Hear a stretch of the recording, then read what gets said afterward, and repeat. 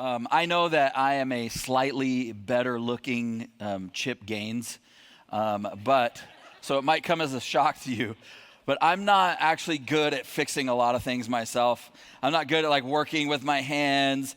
Fixer-upper would not be my thing.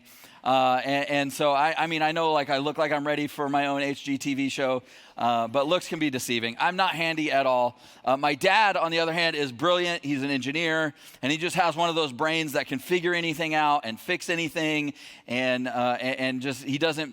just all clicks in his head. But his brilliance kind of skipped a generation because I didn't get any of that. I've kind of learned to do a few simple things here and there, but honestly, when it comes to fixing stuff, I'm basically useless. And that's especially true when it comes to cars. And there's nothing that I hate more than having to work on or fix a car, do anything that's associated with a car.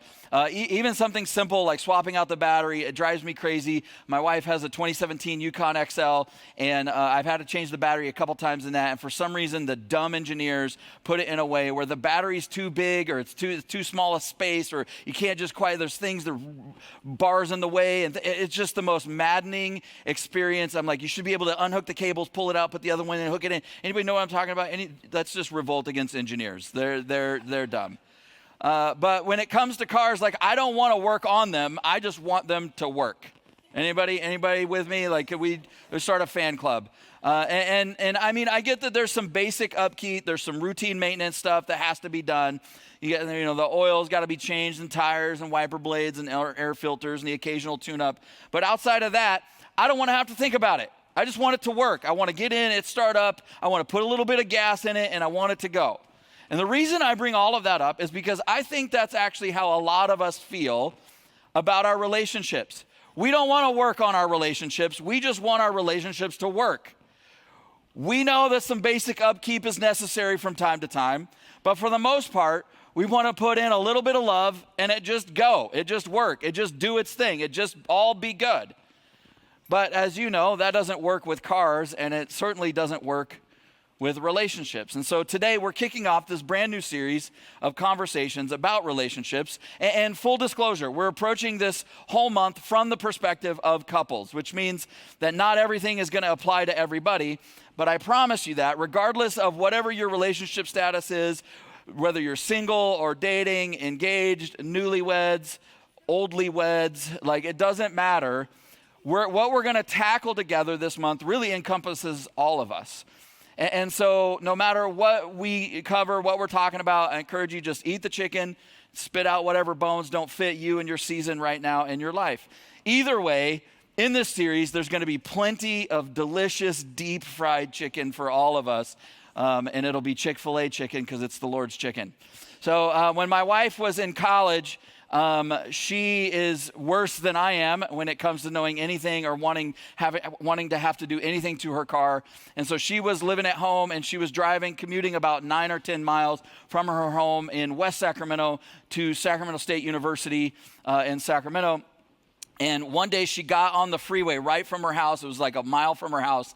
And she started hearing this noise, and it was like crazy loud. And so I was like, what did you do? She's like, I did what anybody would do. I turned on the radio.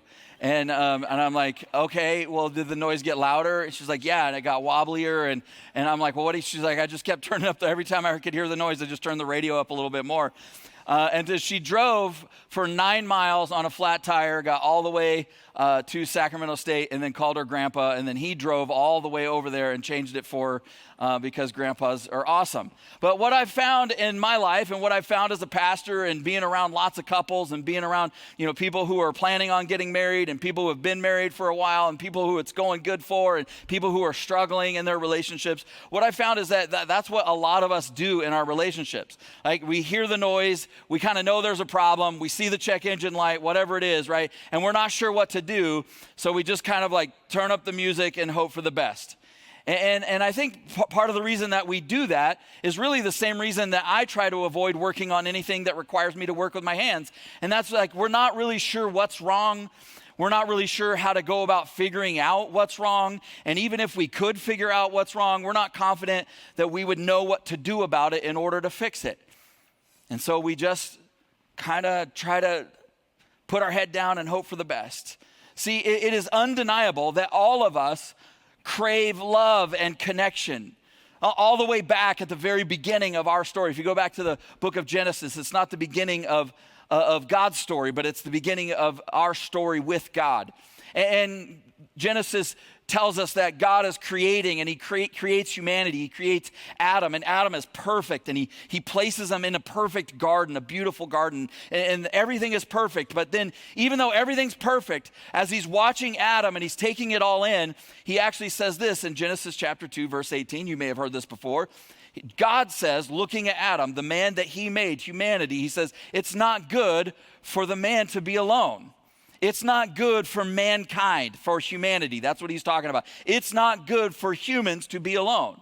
And so right from the start, like we see, like in our story, right from the beginning, the way that God made us is that we were built, we were created for relationships.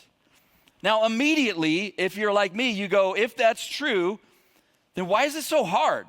All right, like why is it statistically a coin flip on whether or not we'll stay together when we get married?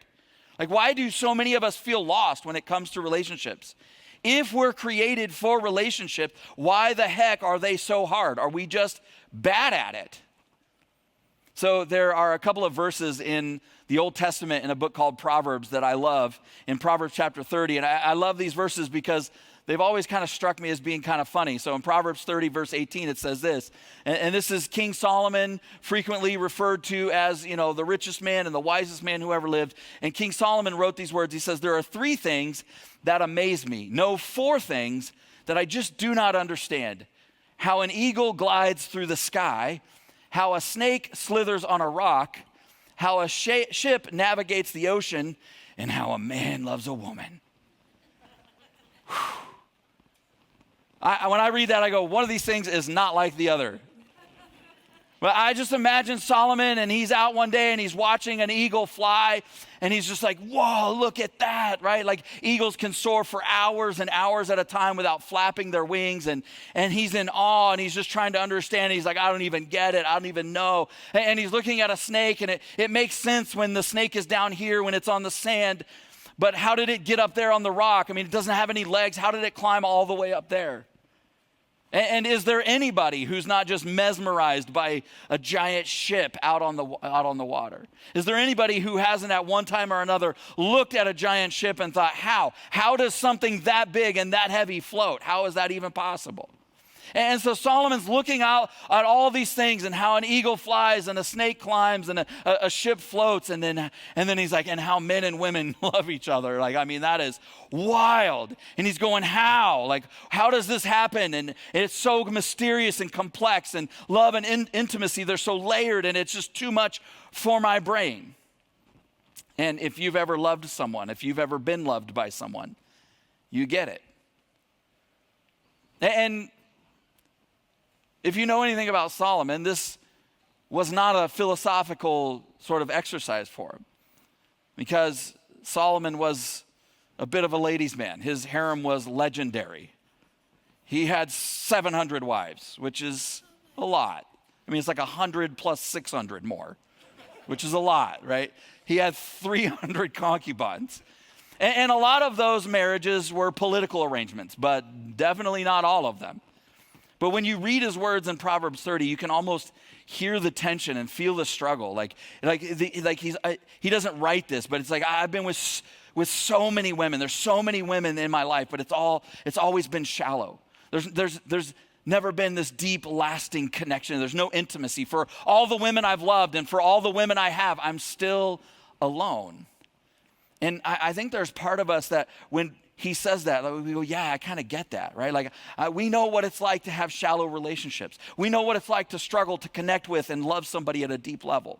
We know what it's like to be in a relationship and still feel alone. So one of the more famous marriages in the Bible is between a lady named Esther and a king named Xerxes. Xerxes was the king of the Persian Empire. Literally, at that time in history, especially in that part of the world, the most powerful man on the planet. And there's actually an entire book in the Old Testament that's devoted to Esther and her story. It's titled after her. And the book is actually this beautiful, incredible story of God's salvation, of the way that God orchestrates and moves through our lives and through difficult circumstances. But it's also the book in the Bible that's written maybe from the most purely human perspective of the story. Because if you know anything about the book of Esther, or you've ever tried to read it, God is actually never mentioned in the book at all. The story of Esther and Xerxes, it's a compelling one, and you actually can kind of see and sense that God is working in and through the story, but it really just focuses on the people in the story. And so their story is very, very compelling, Esther and Xerxes. It's almost like, when you read the book of Esther, it's almost like Game of Thrones meets The Bachelor meets The Real Housewives.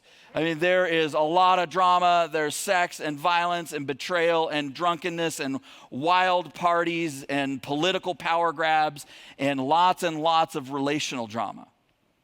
Honestly, it would make a great movie.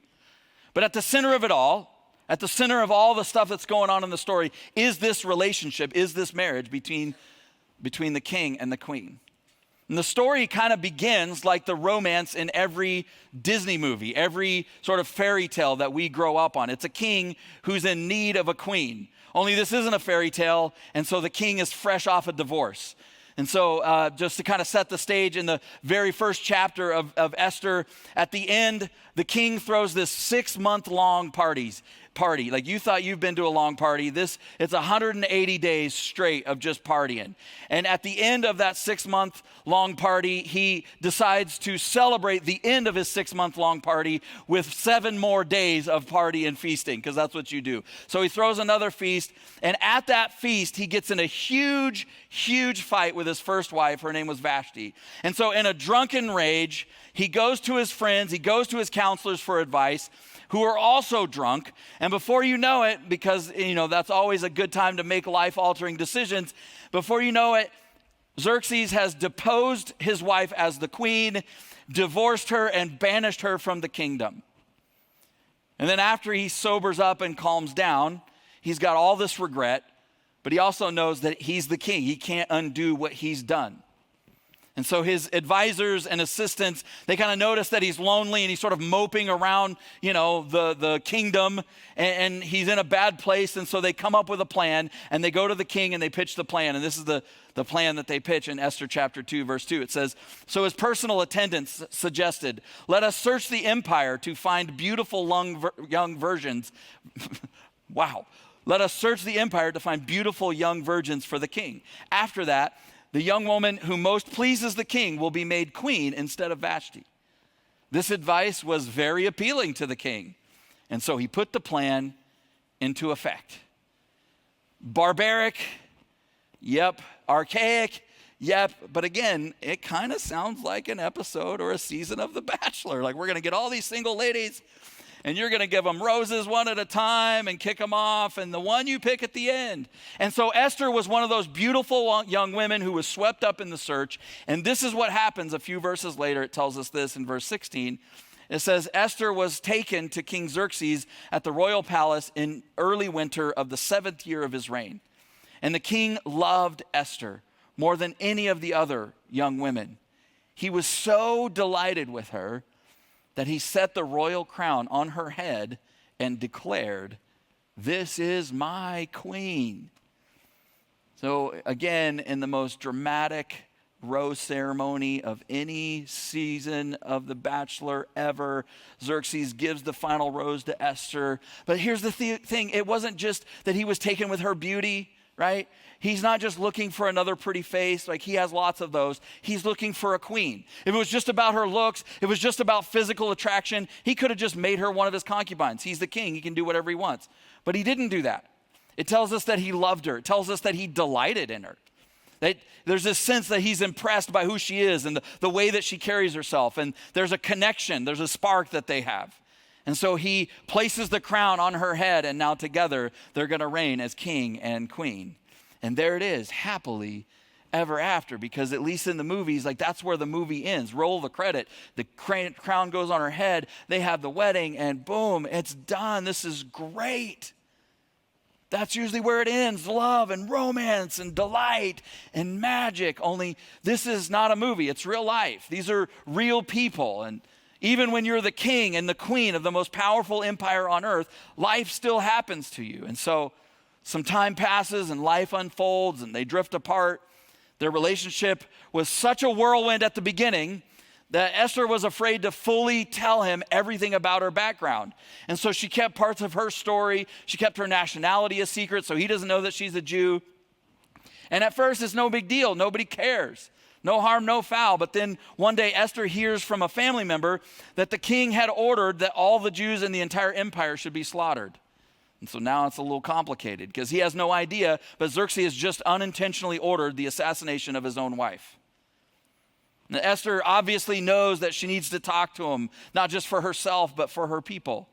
And what's interesting to me as you go back and read the story is that even with so much on the line, right? Even with it being maybe the most important conversation she's going to ever have in her life, she still hesitates. She's still not sure if she could go have the conversation. She tells her cousin, look, everybody knows that the king has but one rule. You don't approach him when he's in his inner court unless you're invited by him. And if you do, it doesn't matter who you are. If you approach him and he doesn't hold out like his golden scepter, like you're immediately going to be put to death. And then it's at that point in the story that she says something really, really telling in Esther chapter 4, verse 11. She says all of that, and she says, the king hasn't called for me to come to him for 30 days. So they haven't seen each other or talked to each other for a month. When you read the story, she's really torn. You get the sense that she's like, look, I don't know if he'd kill me. Like, I don't think he would. After all, I'm his wife. But what I do know is, like, we don't really talk to each other or see each other much, or we haven't lately. We went from being king and queen and all the magic, and he put the crown on my head, and we're going to take the world together, to now he goes his way and I go mine, and we live in the same house, and I'm pretty sure we still love each other, but our lives are separate, and we're kind of just going through the motions, and I don't know when it happened or what happened, but we're just sort of drifted apart. We just haven't talked. We're just not really a part of each other's lives. Now, listen, yes, this is the Bible. Yes, it's an ancient story. But these are just people. They're people who crave love and connection and intimacy just like you and me. They're people who were created for relationship just like you and me. And obviously none of us, at least I don't think so, are royalty. If you are, we need to try to talk about your kingdom a little bit. None of us here lives in, much less rules a kingdom. And there's a lot at stake in your relationship, but life and death probably isn't on the table, hopefully. But we all know what it's like to hold something back because we were afraid of how they'd respond, like Esther did. We all know what it feels like to need to say something or to share something or to have a conversation, but not really know how to get into it or when to say it or what the best time is or how to approach it or when to share it. We know what it's like to be overwhelmed by the weight of it all, for that secret to just get heavier and heavier and heavier. We all know what it's like to have distance in a relationship, to love somebody, but to feel so far away from them that we're not sure how we could ever find our way back to one another. To be physically next to somebody, but there be a universe between the two of you. And the question for all of us to wrestle with this morning in all of our relationships, if you are in a marriage or you're dating somebody or even if you've ever been in that situation, if we start out so close, what is it that pushes us apart? How is it that we end up being strangers or roommates? What is it that pushed Esther and Xerxes apart? Because in my experience, when we can't actually pinpoint the problem in our relationships, we just start assuming that the relationship must be the problem. And if the relationship's the problem, well, there's only one inevitable solution, right? That this is the wrong person. This is the wrong relationship. I need to get out of this. I need to start over. But what if that's not the case? What if the problems are solvable? What if there's something else going on? And what's interesting is when you read Esther's story, of course they had their issues, but so much of what was pushing them apart, so much of what had come between them was just a bunch of stuff that really wasn't about the two of them. It was stuff outside of their relationship. See, the reality is that the challenges inside our relationships often begin with how you handle the challenges that are outside that same relationship. As you saw on the bumper, that's really the idea at the center of this series that we're going to talk about all month. Like what if you don't have relationship problems? What if your problem is the way that you handle and manage your life and your stress? Because no matter how good your life is, even if you're a king and queen of the most powerful empire, even if you got more money than you know what to do with, life still comes at us in a million different ways. It's still heavy at times. It still weighs on you. And how we deal with it all, how we handle it all impacts not just us, but the people that we love, the people that are closest to us. And how could it not? Because the truth is, like, you can't have healthy relationships if you don't have a healthy way that you deal with or manage life and stress in your life. Now, if you're like me, when you hear that we're talking about this all month long, there's at least part of you that probably wants to roll your eyes. Like, honestly, when I started down months and months and months ago, and we started like whiteboarding all this out and talking about how we were going to go down this road and what this series was going to be about. I mean, it's so dramatic, right? Like to say that, like, how you handle stress is the key component to whether or not your relationship's going to be healthy. It kind of feels like somebody's trying a little too hard to come up with like a new boogeyman for people to blame their relationship problems on. That's what it feels like, right? But the truth is, like, there's actually a ton of research around this. I don't want to go in and bore you with all of that. You can go look it up. But here's what we do know for sure, and this is, you have probably heard this, you probably know this. The state of your nervous system, it determines how you view and experience and respond to everything and everyone, including the people that you love. The state of your nervous system, it determines how you view, experience, and respond to everything in your life. I mean, just think about all the destructive ways, all the habits, all the things that human beings do to handle and cope with the stress of their life. When we were out at 10 o'clock every Sunday, we huddle out with everybody that's on the team that's here, that's serving for the day and volunteering. And this morning I was kind of describing the series, and I said, you know, how many people like ever experience stress? And like, it was just like, whoa, yeah, everybody's just like, because we know, right? And so we all have our own ways of dealing with that. And some of them are, you know, healthy, and some of them are not so healthy. And so, you know, we abuse this substance, or we do this thing, or we handle this way, or we withdraw from people, or whatever it is that we do to just try to get through the challenges and difficulties of our life. How could it not affect our relationships? Okay. Maybe you're starting, you know, like I kind of get this, but what does any of this have to do with God or church? I mean, the word stress doesn't really ever appear in the Bible, does it? The answer to that is no, it doesn't. But when you begin to open the scriptures, God is talking to us all over the place. All kinds of conversations where he's talking to us about how we handle life, how we respond to the cares of this life. He repeatedly says things like, don't be afraid, or don't worry about tomorrow, or don't focus your attention on earthly things, or don't be anxious about anything. Over and over and over again, when you read the story of the life of Jesus and the things that he said and did, he repeatedly invites people to experience his peace and his calm and his rest, for us to live in that space. I think the thing that's maybe the most interesting is that when most of us think about stress, we think of all the big stuff that life throws at us. And that stuff matters, right? Like somebody you love gets cancer, you know, your parents are struggling, or you lose your home, or you have to file for bankruptcy, or your teenage daughter gets pregnant, like all the big stuff that you can think, like all that stuff matters. But the truth is, it's actually the minor stresses. It's the minor stressors that pose the greatest threat to relationship. When you begin to like read and look at all the data and all the stuff that everybody's looking at, and as they interview couples and meet with people and talk to them about their life, it's really like the minor stuff. It's the everyday, day in, day out stuff. It's the chores and paying bills and shuttling kids where they need to go and managing schedules and doing laundry and grocery shopping and holiday parties and vacation planning and just all of that stuff. It's all that stuff. It's the daily stuff that just wears on us and wears on our relationship.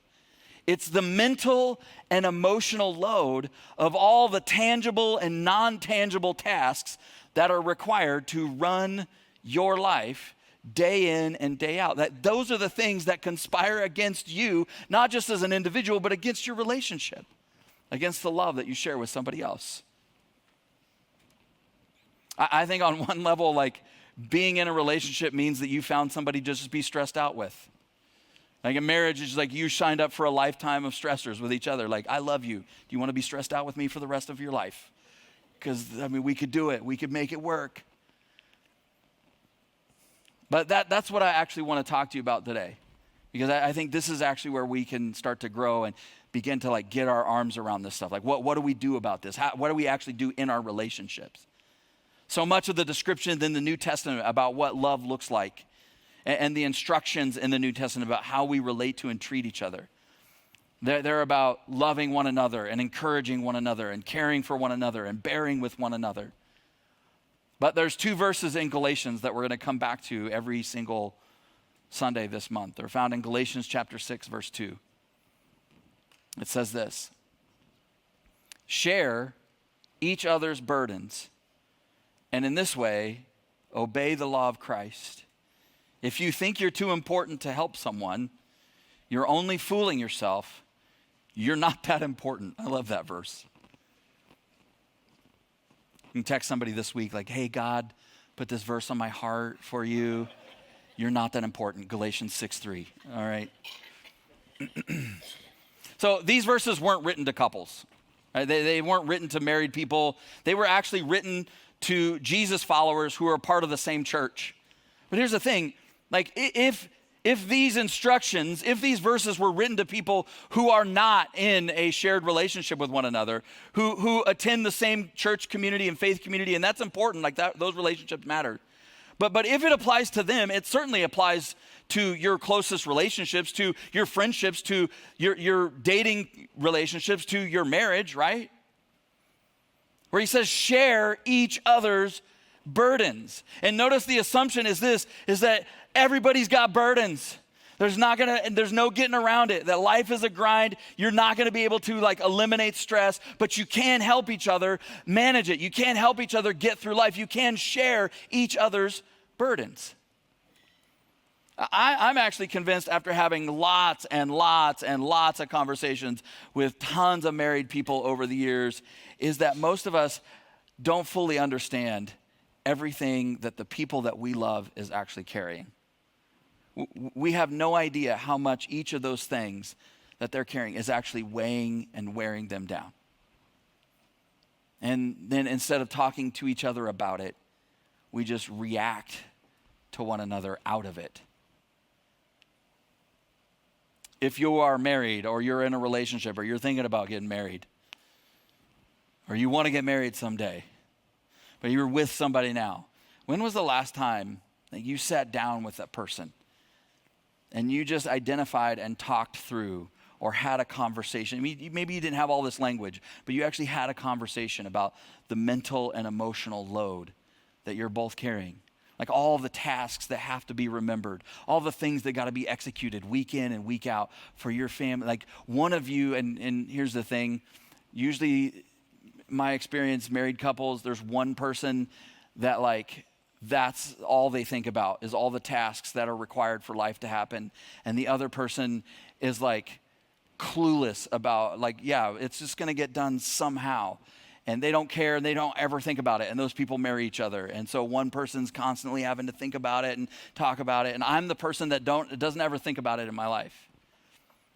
My wife sent me a reel, an Instagram video this week, and it was, it said, my husband encourages me and says, don't worry, we're going to get it all done. And she says, but this is how I feel because I think his strategy for getting it all done is me. Like I'm the one that's going to get it all done. And I'm like, oh, that's accurate. But when's the last time you just had a conversation about it? Where you actually listened to them about the mental and emotional load that they're carrying? Where you actually shared about the load that you have? Have you ever done that? Have you ever had that conversation? And I don't mean fight over it. I mean talk about it. I don't mean like talking about each other. I mean like talking to each other. I'm not talking about breaking out the scorecard and arguing over like who's doing more, like I don't like that because there's always more on my wife's scorecard than mine. But I mean like genuinely inviting the person that you love to be honest about everything that's on their plate. You don't know what you don't know. So maybe ask them. And notice in the verses in Galatians chapter 6, it's not share their burdens if they're willing to share yours. It's not like, tit for tat. It's not like quid pro quo. No, that's not love. See, love doesn't pursue fairness. It pursues the good of the other person. I love verse 3. If I could just paraphrase it, it was like, if you don't do this, if you won't do this, if you won't share their burdens because you think you're better or because you're comparing your load to theirs, and they just need to suck it up because you're not complaining about your load. Why are they complaining about theirs, right? Not only is that not how love behaves, but you're short-sighted and you're foolish because you ain't all that, you're not that important, and you're sabotaging your relationship. So in Ecclesiastes chapter 4, there are some really famous words that usually get read at weddings. They might sound familiar to you, but they're really beautiful. They weren't meant to just be poetic. They were meant to actually articulate some of the stuff we're talking about today. But it says this in verse 9. It says, 2 people are better off than one, for they can help each other succeed. If one person falls, the other person can reach out and help. But someone who falls alone is in real trouble. Likewise, 2 people lying close together can keep each other warm, which is a really great thing about being married. But how can one be warm alone? A person standing alone can be attacked and defeated, but 2 can stand back to back and conquer. And a triple braided cord is not easily broken. Now here's the thing. I think when we read these words, we really only think about them from our perspective, right? We think about who's the person in our life who loves and helps me. I need to find this person. I need to find the person who will love and help me. Who are the people that show up and fight for me? I need to find the person that will keep showing up day after day, week after week, year after year, and fight for me. But I actually want to challenge you with the inverse today. Like, who is it that God has given you to love? Who is it that God has given you to help and share their burden? How are you showing up for them? How are you fighting for them? And not fighting with them, how are you fighting for them? Who is it that's in your life that you show up for? And you go, come hell or high water, I'm on your team. I got your back. I'll shoulder your load. I'll share your burdens. By the way, it's really hard for somebody to help you carry a burden that you've never shared with them, that you haven't been honest about. You gotta actually tell the truth. You can't expect them to carry something that you haven't shared or you won't let go of. And so as we begin this conversation, and there's so much more that we're gonna get into this month, but I wanted to start here with this simple challenge, with this simple invitation for you to have a conversation with this week, with the people who are closest to you. If you're married, sit down with your husband or your wife and just begin to talk about the mental and emotional load that you're each carrying. If you're a parent, maybe sit down with your kids and just allow them and talk to them about the mental and emotional load that you're carrying. And I know like we go like, yeah, I mean, you're little and this is as easy as your life's ever gonna get, kid. It just gets harder from here. So suck it up. Nobody cares. Try harder. But I mean actually sit down and have a conversation. Listen to them. Ask them questions. And then you be honest about the things that are weighing on you the most. And then, I don't know, do something crazy. Bear their burden with them. Maybe even bear that burden for them. I've been surprised at how many times my wife and I have sat down and this thing is just driving her crazy. She's overwhelmed and we're on the verge of like fighting about it because she's pushed to the edge. And when we start to talk and I dig underneath the surface after I'm done being defensive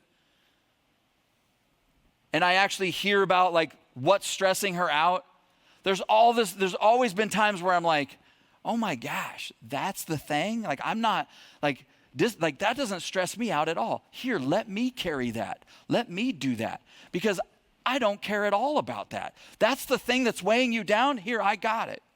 And then vice versa, it's happened the other way, where there's stuff with church or there's things that are going on, responsibilities that I have, and I'm just dreading them because I just don't like this thing, or I don't like that conversation, or I'm not really looking forward to this. And she's just like, you're weird. I can do that, no problem. And we like swap burdens, and both of us feel better. But have the conversation and then step in and go, how can I lighten your load? How can I show up for you? How can we stand back to back and not fight each other, but actually handle all the stuff that's coming at us? Earlier, we talked about how God isn't mentioned in Esther's story in the book of Esther, but what's amazing is that I said a little while ago, when you read the book, when you read the story from start to finish, you see God everywhere in the story. He's behind the scenes, but he's there. And he's working in Esther's heart and life, and he's working in Xerxes' heart and life, both in their relationship, but also for all the things that are going on around them. And there's like assassination plots. I mean, it is like serious stuff. But God is working in all of it, and he's lining things up, and he's helping, and even when they can't see it, even when they don't know it. And here's what I want you to know. Is that is the same reality that is true in your life and story as well. That there are times where God may feel like he's like front and center in your story. There are times where it feels like maybe God is front and center in your relationship with one another. But also there's times where it feels like he's nowhere to be found. That where is he? Like we started out so strong together, but now it's just like not only are we separated, it feels like God has left us. Like we can't find our way. Like how do we make our way through this? But I want you to know that he's there. He hasn't abandoned you. He's working. Even when you don't see it, even when you don't know it, even when it feels like you're just out there on your own, you're not. Or maybe you're here this morning and God's never really been part of your life. He's never really been part of your love story, like at all. Well, the beautiful truth this morning is that even then, he is there with you, working behind the scenes, working to bring you to himself, working, having a conversation with you, trying to open your eyes to get you to see Jesus, helping in ways that you cannot see and do not know, because he's the God who loves you. He's the God who's for you. See, here's what I know. If God can work in a relationship that was born out of like a beauty pageant type sweepstakes in the wake of an ugly divorce that was caused by a drunken rage, God can work in your relationship too. No matter how it started, no matter how it's going, no matter what the challenges are, no matter how good it is, no matter how tough it is, that God can work in your relationship because he is for you. Bear each other's burdens. The beautiful truth is that Jesus stepped into human history and took on the burdens that had completely smashed humanity, to carry them all, to carry what we could not carry, so that we could experience his life and his hope and his goodness. And he's inviting you to come to him this morning to experience his hope, his peace, his rest, his calm in your life, so that you can begin to show up and share the burdens with the people that you love. Let's pray together. South Hills Church, I just want to take a moment and say thank you for watching our service online. Whether you're watching it for the first time or you're watching it again because you enjoyed the service so much from the weekend, I'd like to take a moment and dive into our giving.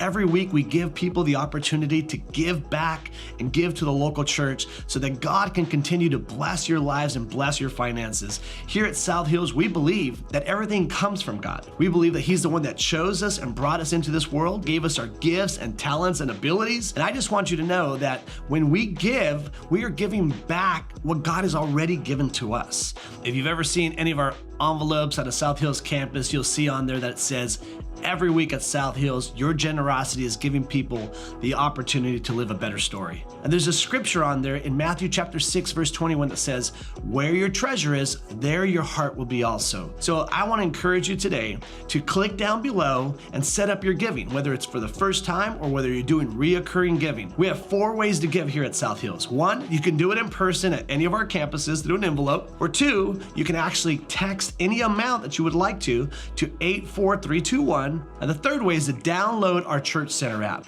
I encourage you to do this one because the Church Center app gives you opportunity to stay connected with our church and your campuses. It's a great tool and resource for you to know what's going on. And the 4th way to give is to give online. You can go to southhills.org/give and you can set up your giving there. Whether you're a guest of our church or whether you are a member of our church, or whether you simply just like to watch our services, I encourage you to trust God with your finances so that He can bless and anoint your finances and you can be trusting God in this journey of living life to the fullest. I love you and thank you for watching our online service today.